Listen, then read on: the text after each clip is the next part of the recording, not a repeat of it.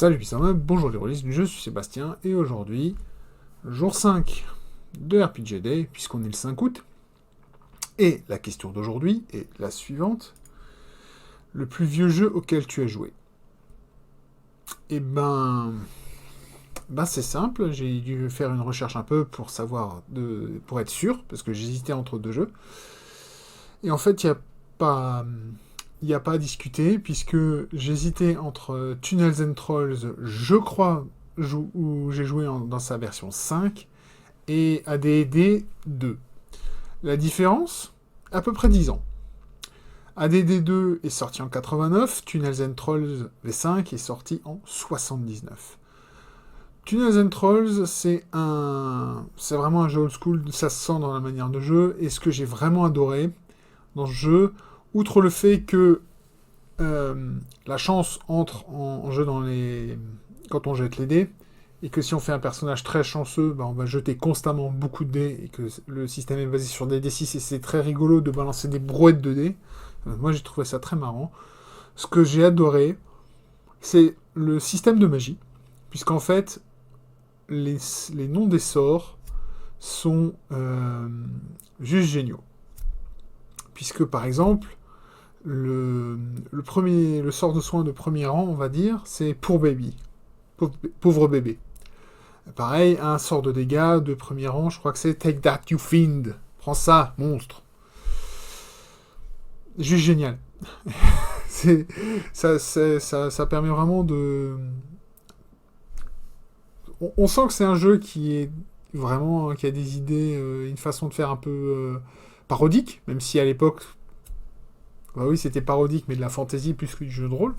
Et c'est vraiment fun, et on passe un bon moment à jouer un jeu qui est plutôt léger, aussi bien dans le ton que dans le système, et ça c'était vraiment agréable. Donc moi c'est un jeu que j'ai vraiment aimé. Je sais pas ce que donnent les versions modernes, j'ai pas rejoué depuis une seule session que j'ai joué à l'époque où j'étais au club de jeux de rôle de Strasbourg, le CJRS.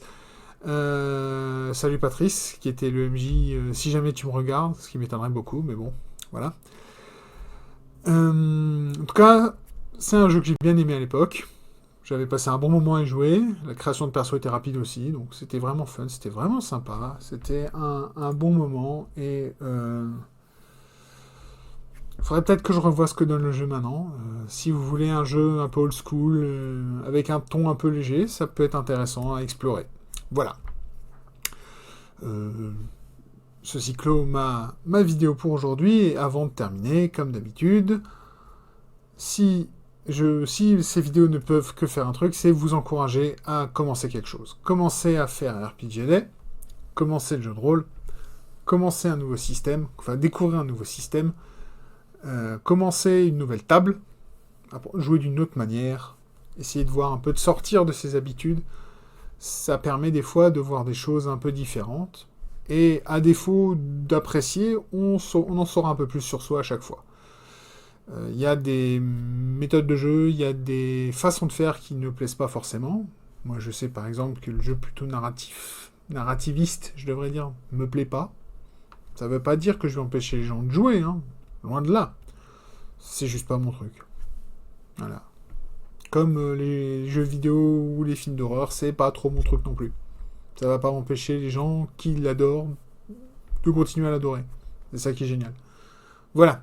N'hésitez pas à démarrer, hein, comme dit. Si vous voulez faire RPG Day, si vous avez envie de répondre à ces questions, de partager avec les gens autour de vous, n'hésitez pas.